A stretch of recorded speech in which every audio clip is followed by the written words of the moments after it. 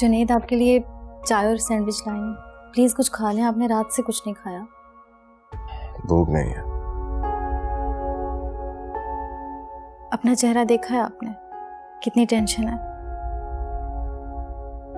तुम जानती हो जो सिचुएशन चल रही है इसमें इंसान टेंस ही हो सकता है। अच्छा आप चाय तो पी लें, सर में दर्द शुरू हो गया तो सारी रात सो नहीं सकेंगे आप। आई स्वेयर किसी चीज को दिल नहीं कर रहा, तुम ले जाओ उसको। अच्छा ठीक है, आप ये बताएं अब्बू से बात हुई आपकी मरियम भाभी के मुतालिक? तो उसका नाम सुनने को भी तैयार नहीं। इतने जिद्दी क्यों है अब्बू? तुम्हारी अम्मी की तरह। आप मुझे ताने दे दें।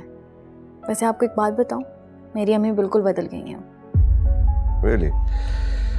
That's a very good news.